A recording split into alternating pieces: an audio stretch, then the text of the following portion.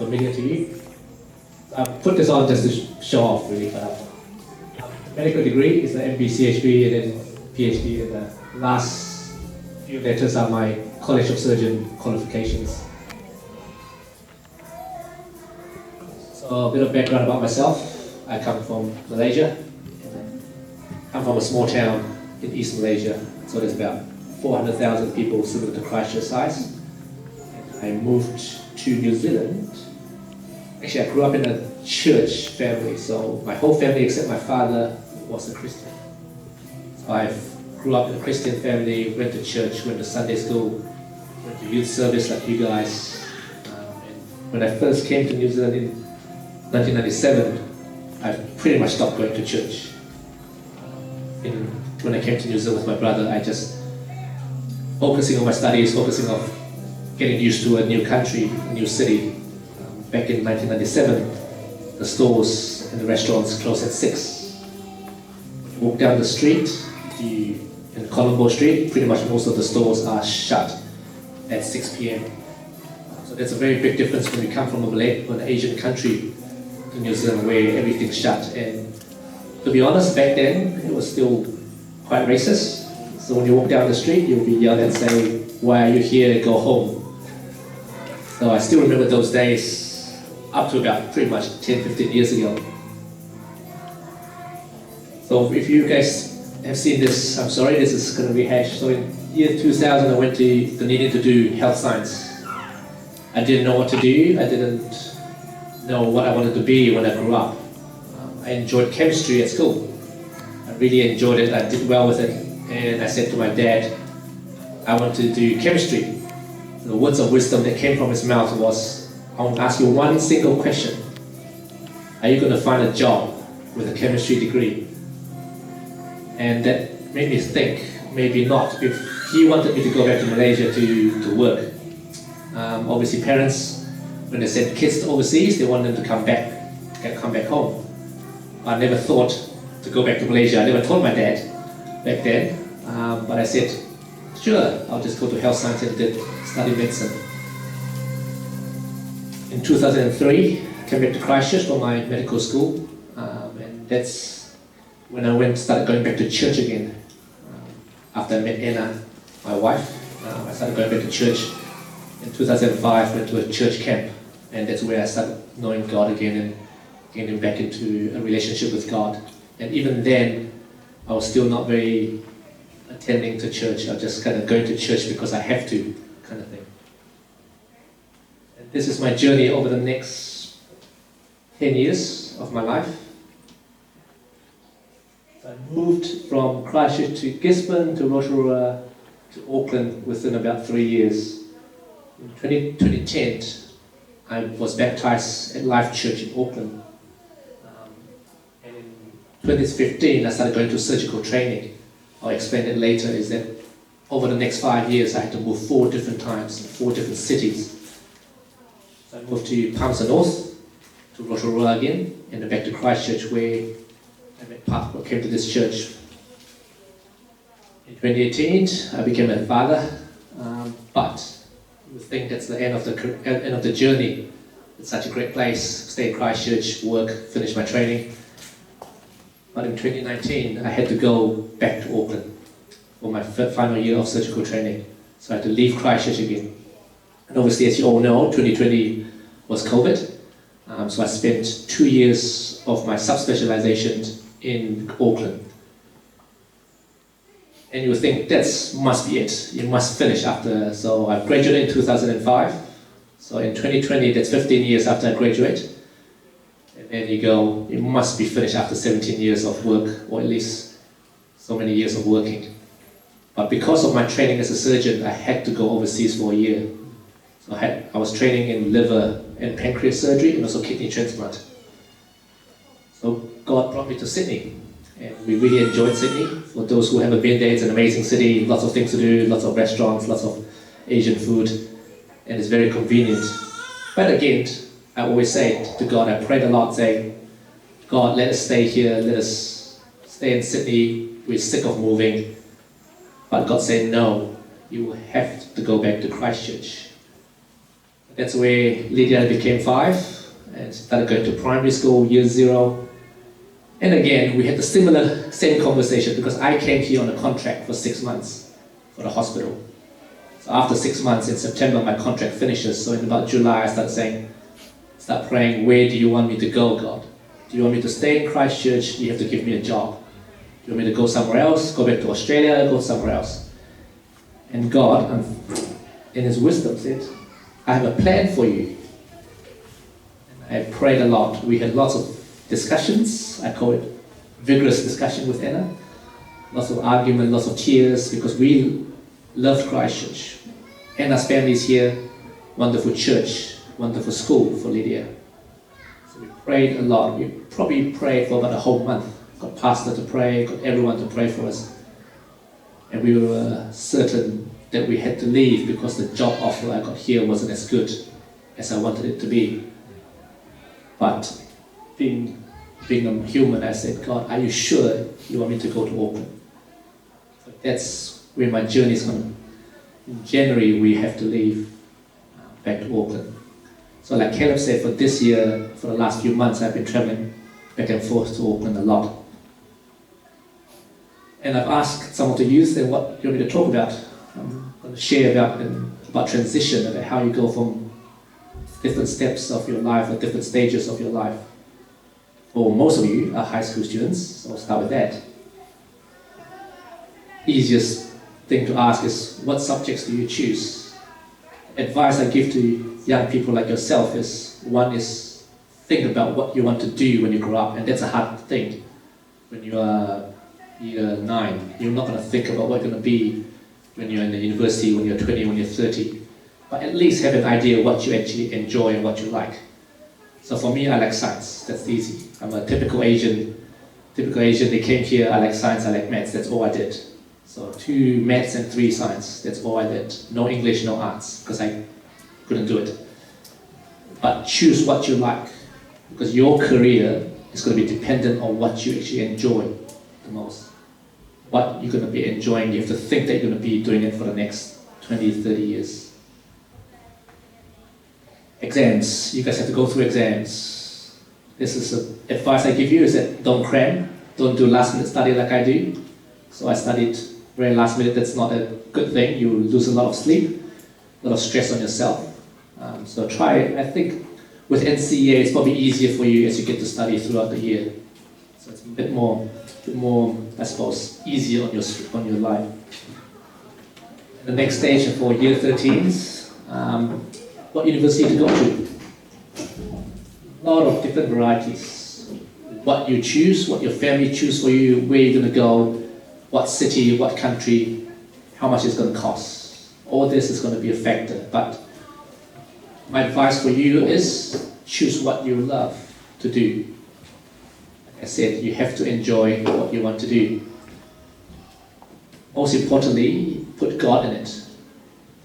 You guys are in the stage of life with God, having a relationship a lot more than I was when I was younger. I know I grew up in a Christian family, but when I was growing up, I had no relationship with God. I had no idea what the Bible is about. I know Jesus loved me. I know I had a relationship with God, but I have no idea what I'm supposed to do. I do not know how to pray. To be honest, I went to church as a young man, as a teenager. I went to church to look at girls. I'm going to confess to you, I went to church to look at girls. I'm going to be honest, but growing up, that's probably not the right thing to do. So for you guys have a relationship with God. Pray and tell Him, listen to Him on what you want to do. Speak to Josiah, speak to parents and pastor about what you want to do. And the last tip, as a high school student, get a driver's license. Get independent. Don't wait until you're university or when you start working that you get a driver's license, because you want to be independent from your parents. You don't want to be in university and say, Mom and Dad, can you please drop me off to my friend's place for a party? You want to be the cool kid, you want to drive yourself to your friend's party. And now, you're going to university, like Tina's going to university, or you are going to get to university. You think, oh no, what have I done? or you think, what courses, like Jeremiah's already in university, what courses should I do, where should I stay? Always think, like I said, two things. What you want to be when you grow up, that's always a hard thing, and what you love to do. Ideally, those two match together. I'm going to share a bit about what I decide to do and why, but ideally those two things should match what you want to do. In terms of where to stay, for the first year I always recommend, if you're going into the same university, the same city your parents are, that's easy. Stay at home. It's cheaper, you've got free food, free accommodation, free, I suppose, laundry, all the kind of things that come with it. But later on in the university, go somewhere, fletching, get independent from your parents. Learn how to be away from parents and learn how to cook, learn how to do your laundry, learn how to do things like that, because as you grow up, you will not have those things easily accessible to you. And I'm sure as Jeremiah will learn as you get fletching, go to a dorm in the first year, go to a hall, because for the first year of university, you want to focus on your study, living in a new city, friends. You do not want to worry about any of the other things. But after that, go to a flat. Find friends that you enjoy hanging out with. Find friends that ideally are tidy, not too messy. And then don't go to Castle Street. So please, just things you look on the internet. And for those considering being a doctor, there are a few quotes.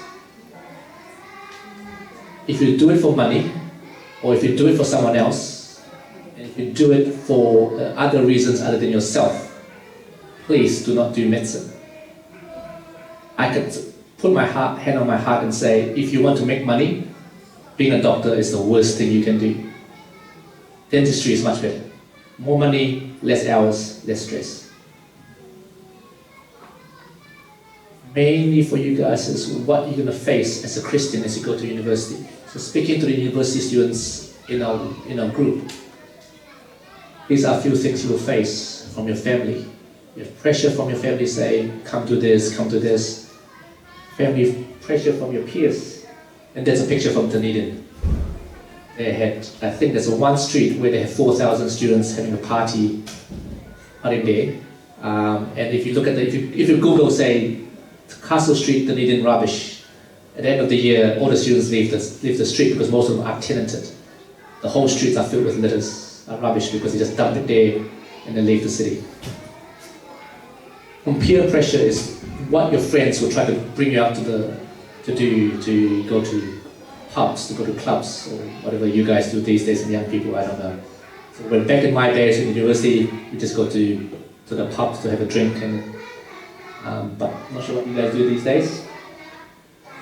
Identity means when you meet people that have a different belief to you. They're not Christians. It might be what we call LGBT. How do you face them? How do you talk to them? That's a very difficult question. We've asked Pastor that, we've asked senior church members. We do not have to agree with what they believe in, but we still love them. We still say, you are our friend. We can't be saying, oh, you are LGBT, we're not going to be friends with you. Because Jesus Christ sent us here to not convict them, because we can only do is be human, be a loving person to each other. External pressure. Everyone looks at social media. I mean, you guys know more about social media than I do these days, but I'm not sure what the new platform is, but things you see on social media is not the real life. And studies and exams. That's what you will face throughout the whole university. Being a geek, being a nerd, I described this, I found basically, pressure is what you face as a university student. The force is what people put onto you. What pressure comes from the outside. And the area is how your tolerance or your resilience to pressure is. So, as a geek, the only way you can reduce pressure on yourself is one, reduce the force from the outside. Don't listen to social media, don't listen to, shouldn't say this, but don't listen as much to your parents about certain things, and don't listen to your peers, and to expand your area, expand yourself, pray. The only way you can resist all this pressure is by having God in your life. I could not do what I'm doing now and speaking to you guys if I don't have Christ in my life. I would have failed 20 years ago. And if all of these external factors are trying to pull you from God, if they are pulling you away from God, it's not from God. God never lets something happen in your life to pull you away from Him. So if that comes from the devil, it's not from God. So one thing you have to remember. So in the year 2000, after my health science, I had two choices, either pharmacy or medicine. I didn't know what I wanted to do. I've never always thought, I want to be a doctor as I got to health science. I had no idea what I wanted to do. So at the end of my first health science year, I had two choices, pharmacy or medicine. I went back to Malaysia, had a church camp I went to. At the final day, I remember at the final day of the camp in the morning, the guest pastor said, we're going to pray for everyone who wanted to be prayed for. So I said, I have something to pray for, I might as well stand up. Went to the front. So he spoke a word of prophecy in my life that I finally realized what it meant many, many years ago, and many, many years later.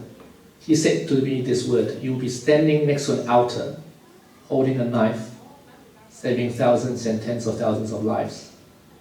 For me, as a dump, 20 or 18-year-old, all I thought was, it must mean medicine, pharmacy. If you're holding a knife as a pharmacist, something wrong in your pharmacy.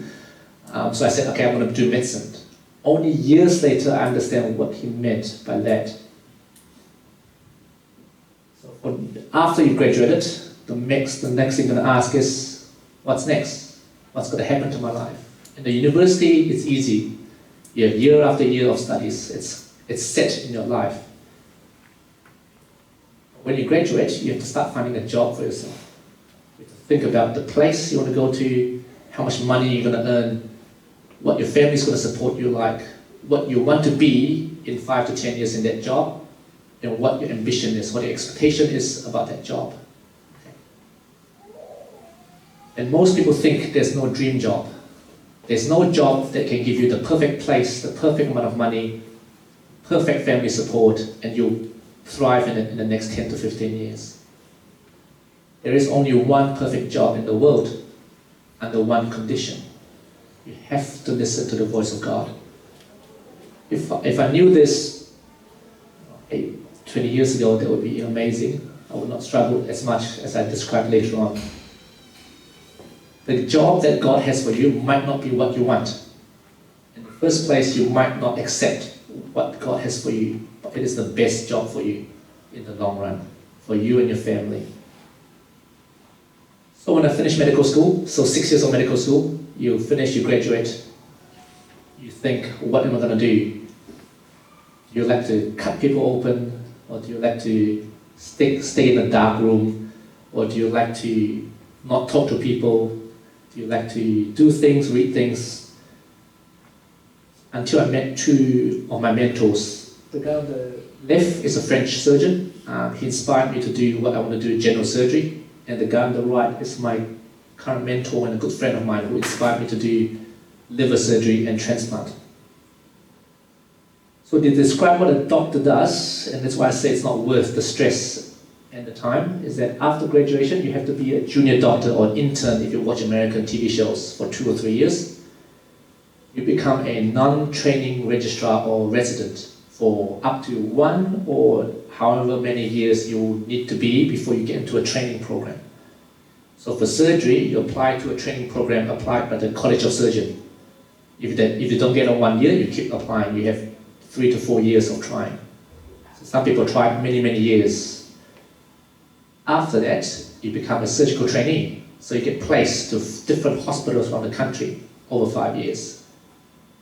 You moved 3 to 4 times because you can only stay in one place for 2 years. So I stayed in Christchurch for 2 years, but the rest of the time I had to move to a different city.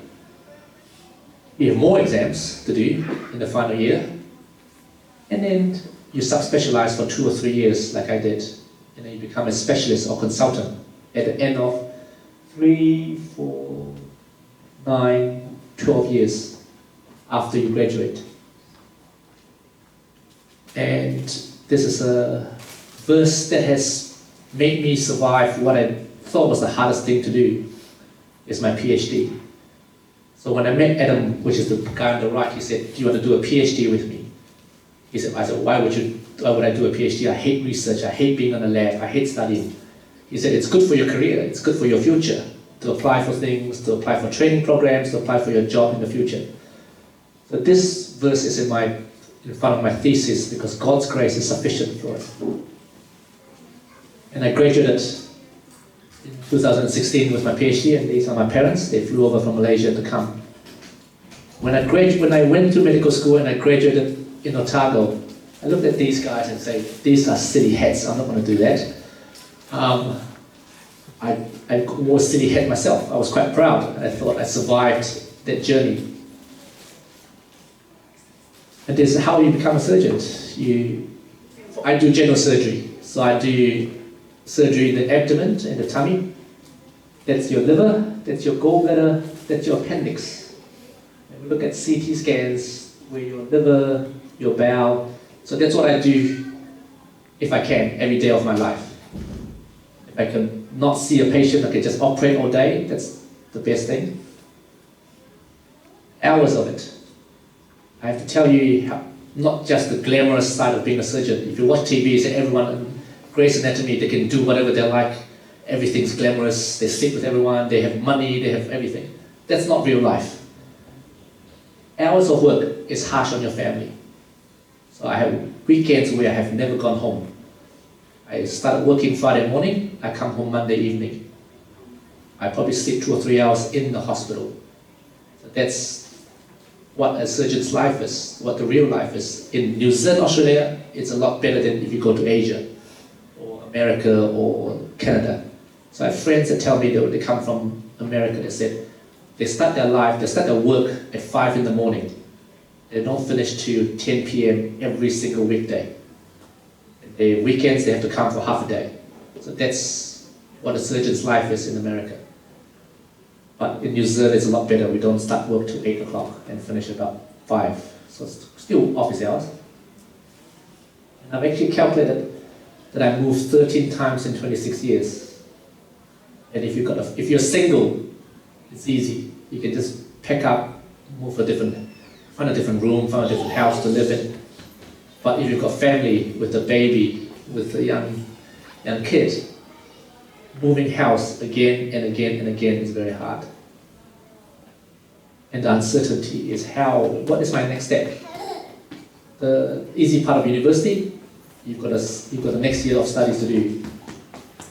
And if you've got surgical training, you've got the next job. But what is your next step? What is your next job? And the Lord is my shepherd, I shall not want. And I came to this I had to create my own website to show off. I'm going to be a full-time private surgeon in Auckland when I move up there. Okay, when I started this journey at the end of I never thought I would be a private surgeon. I would say I'm going to work in a public hospital, in the main hospital. You have a salary, you have an income, you have junior staff to look after your patients, and you have flexible hours. And God brought me to Auckland to be a private surgeon. They give me more hours, but the uncertainty of having patients that need to see me is my income. So if I have no patients come see me, I have no money coming in. As simple as that. So I have to market myself. I have to learn how to be a business person and market myself. So there's a testimony about this logo right in the left corner. So I have a primary school friend. He's in Adelaide as an architect. So we have a primary school WhatsApp group, and I have not contacted him for about 3 years, just about COVID time. And I asked him one day, suddenly say, hey, I need to ask this guy, does your company create logos for people? Because when me and Anna tried to do it on AI logo design, didn't really work. I wanted a cross on my logo. So I gave him my description, say, I want my initial and a cross. He's a Christian as well in Adelaide. And he said he would do it for me for free. And after a lot of design, he came up with this initial logo, but without the color. It was gray color. And one day I was at church, and I looked up, and I saw the Israel flag, and I looked at the blue, and I said, that is the color of the blue I want for my logo.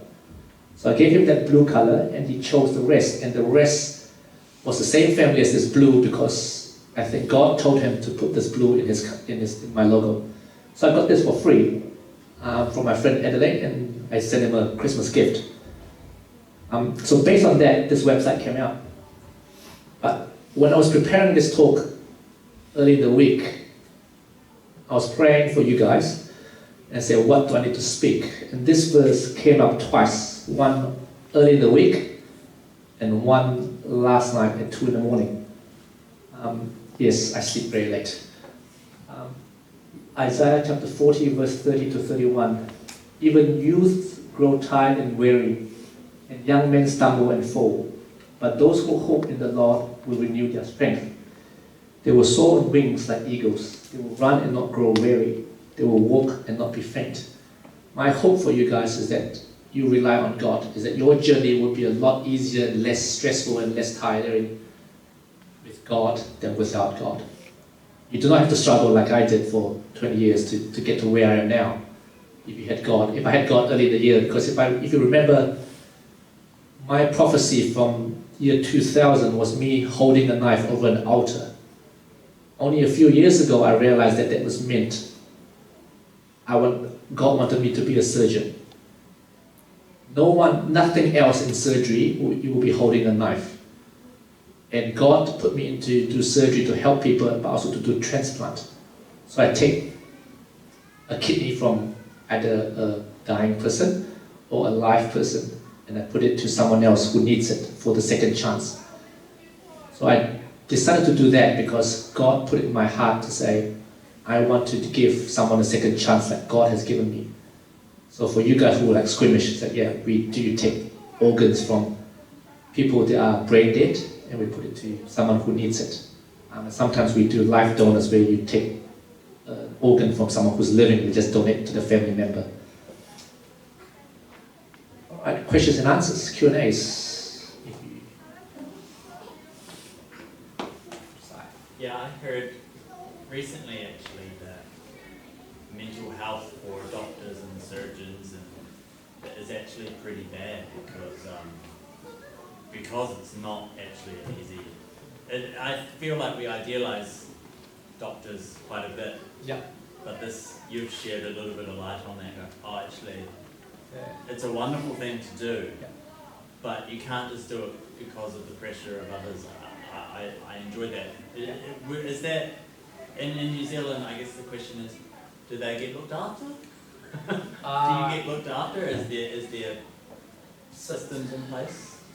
Like I said, New Zealand is probably the best country to work in for a junior doctor compared to like even Australia, the UK, the English-speaking countries.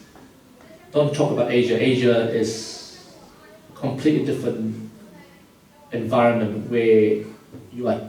To be honest, I've had friends who went there for fellowship, so they go there for a year. You have to pay the Asian hospital a tuition fee to be there to learn how to do things. Like some surgeons will go to Korea to learn plastic surgery, or go to Taiwan to learn about ear, nose, and throat. Their hours are ridiculous. In Singapore, they will expect you to operate to 2 or 3 in the morning for things that can wait to 8 in the morning. So from that point of view, New Zealand's the best for junior doctors. You do have support if you ask for it, especially about 6-7 years ago we came up with, in the surgery for you guys, is that there's a lot of bullying. A lot of old school surgeons tell you, harden up, you can't do this, you guys suck, get out of my theatre, get a new one. So all these things happen in the hospitals, but over about 7-8 years ago there was an anti-bullying campaign that came out from the College of Surgeons. So we do get looked after a little bit, but still underlying it such that there's still a lot of bullying, so they're not really that well looked after. So if anyone wants to do medicine, I always tell them, one, you have to enjoy it. You have to be passionate and love what you do. Unfortunately, for my family, I love what I do. I love to operate. I love to be in the operating theatre. So some people say, oh, you have 2 hours of sleep. Are you okay to operate the next day? For me, being in the operating theatre is like coffee. I don't drink coffee. In being in the operating theatre doing operation, even if I've had only 2 hours of sleep, it's like coffee to me. It's like what I'm passionate, what I'm addicted to about. So I can stay up and do an operation. If you ask me to sit in a clinic or see patients on the walk around, that's the hard part. But if you have to be passionate about what you do, because like I said, the hours are not worth it. The stress is not worth it. Like Josiah said, you burn out. You are paid in New Zealand a 40-hour salary. The hospital will pay you 40 hours, but they can roster you up to, in certain, what we call rotations, like surgery, they can allocate you up to 60 hours a week. So the extra 20 hours is allocated into your salary. So if you worked it out, if you get paid, say $68 an hour for 40 hours, but you divide it by 60, your pay is not as much per hour than you think it is. So there's a lot of that in the hospital. We do get well looked after in New Zealand compared to Australia. So in New Zealand you have limits on hours, you get free food, free lunch if you have to work. So a lot of things get added up in New Zealand, but if you're not passionate, I would not recommend being a doctor. I think it's not worth the stress and the hours, especially for the family. Any questions? Anything? Or you can write it down if you want. Anonymous or... If I put you off being a doctor, that's... Sorry about that, but it's not as glamorous as Josiah said, as we watch on TV. It's not.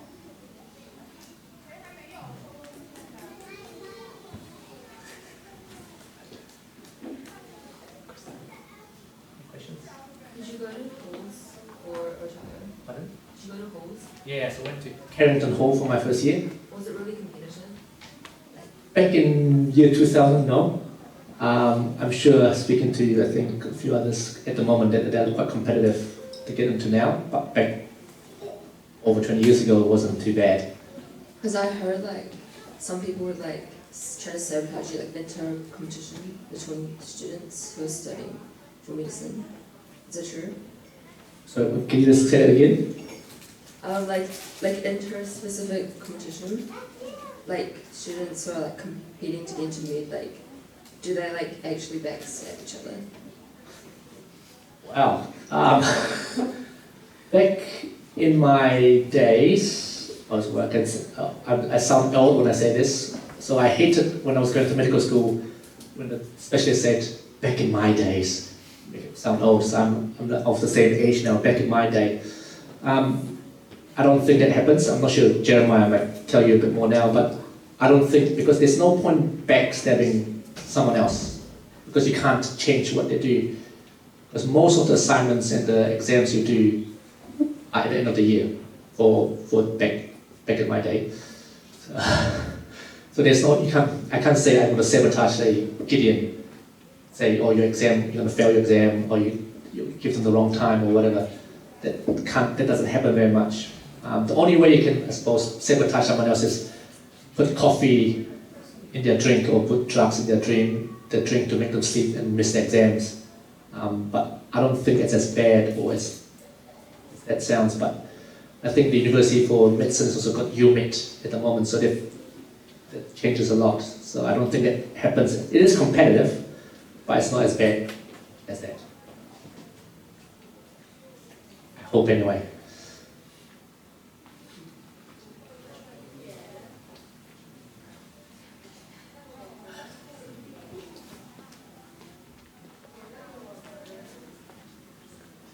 Questions?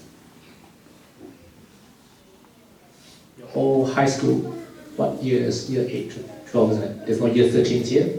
No.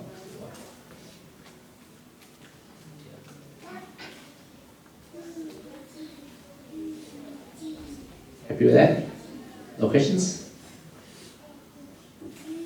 Sorry if I've got one question, because I know a lot of people here, or maybe we could say, well, last time I was in Dunedin, every second person was a young Asian uni student that I walked past. A lot of Asians go down to Otago now, I think, because it is quite glorified. I think even here, a lot of people are thinking about it at least, or something to get into medicine. I think it's cool. It's definitely what the parents are happy that you do in things.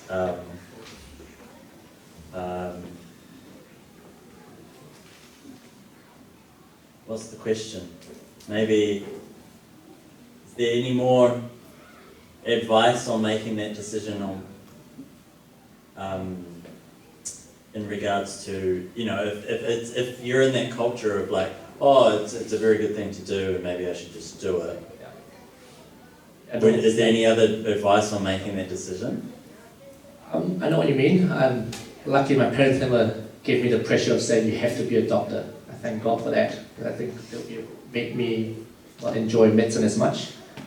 Like I said, the advice, the first thing is do what you like, not because of your parents. I know in an Asian culture it's hard to say no to a parent. I know there are parents here, so parents, close your ears. But if the parent is giving you pressure to do something for themselves, for the parents saying, oh, my son or daughter is a doctor. If that's what the Asian culture or expectation, I was going to put a picture of a tiger parent, like a tiger mom, maybe an Asian mom. But my advice to young people is have a frank conversation with the parent. Pray a lot about it. Pray to speak to like yourself, the youth pastor. Speak to pastor at church. Speak to friends and family other than your parent, and say what are my options. Because in the Asian culture, being a lawyer, or what called in Chinese, it's all the professional words like the lawyer, the engineers, the architects, the accountants, the doctors. Those are the glamorous career choice, because for the parent it's a steady income. But for the kids, it might not be what they want to do, it might not be enjoyable. So my advice for all of you is that speak to your mum and dad and say, this is what I actually enjoy, this is what I want to do. The compromise you might come up with is say, I'll do a year of health science. Go from there.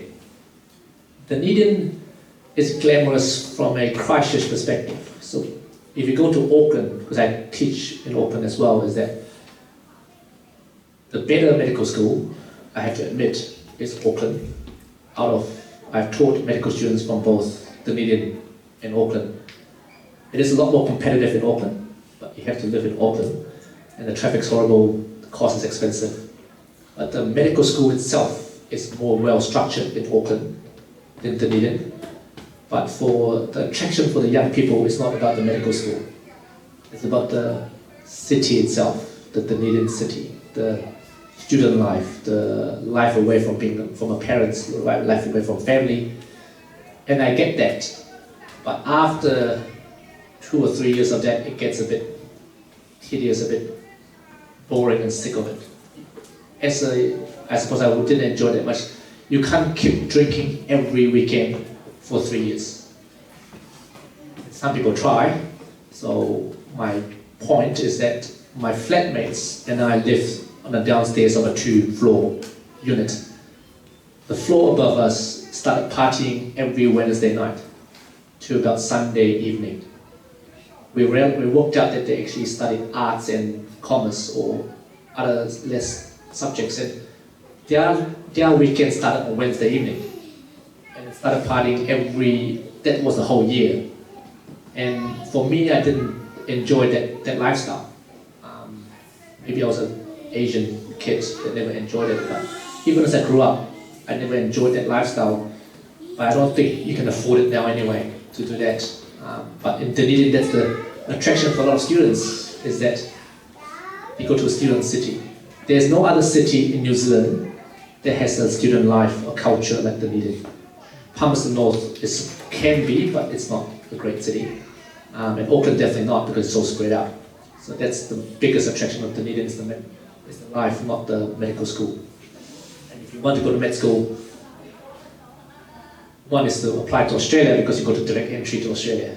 You do not want the uncertainty of saying, am I going to get into med school and compete, like you said, against other students.